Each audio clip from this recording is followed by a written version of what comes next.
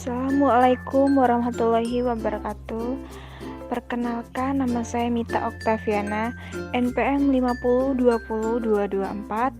Mata kuliah Telaah Kurikulum, dosen pengampu Bapak Tio Gusti Satria, Magister Pendidikan.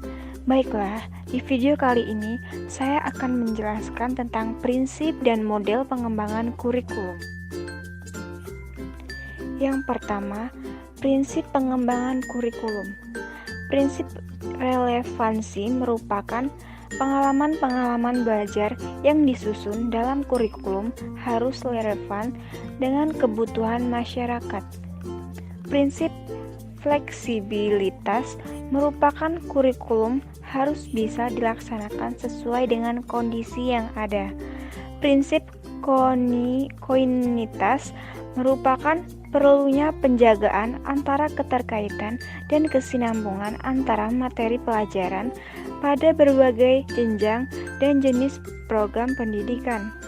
Prinsip efektivitas merupakan rencana dalam suatu kurikulum dapat dilaksanakan dan dapat dicapai dalam kegiatan belajar mengajar.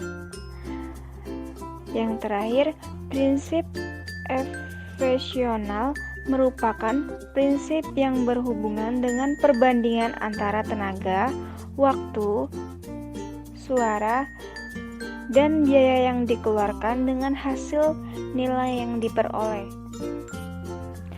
Yang kedua, model pengembangan kurikulum. Nadler 1988 menjelaskan bahwa model yang baik adalah model yang dapat menolong si pengguna untuk mengerti dan memahami suatu proses secara mendasar dan menyeluruh.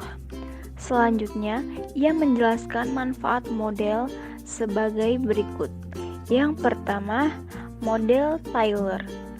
Pengembangan kurikulum model ini yang dapat ditemukan di buku klasik yang sampai sekarang banyak dijadikan rujukan dalam proses pengembangan kurikulum yang berjudul Basis Principle of Curriculum and Instruction.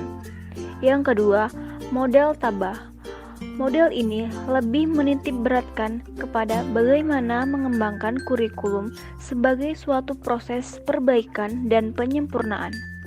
Yang ketiga, Emerging Technical Models. Pengembangan bidang teknologi dan ilmu pengetahuan secara nilai-nilai efisien dan efektivitas dalam bisnis juga mempengaruhi perkembangan model kurikulum. Yang keempat, Rogers Interpersonal Relation atau model Rogers. Carl Rogers adalah seorang ahli psikologi yang berpandangan bahwa manusia dalam proses perubahan mempunyai kekuatan dan potensi untuk berkembang sendiri. Yang kelima, Become System Model atau model Become. Pengembangan kurikulum dengan menggunakan metode Become memiliki ilmu bagian pembuat keputusan. Yang keenam, the demonstration model atau model demonstrasi.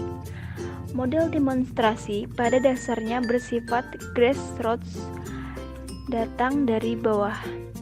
Yang ketujuh, the systematic action research model atau model pemecah masalah.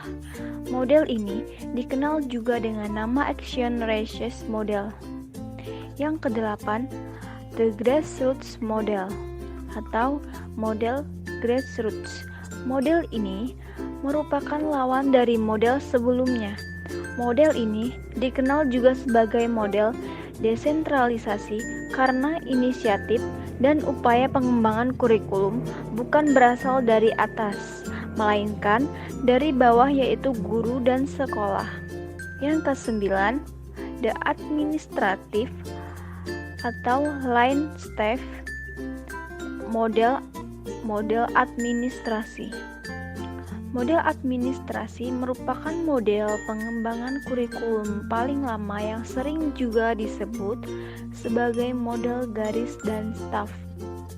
Yang ke-10, model Nicola menjelaskan bahwa pendekatan pengembangan kurikulum terdiri dari elemen-elemen kurikulum yang membentuk siklus.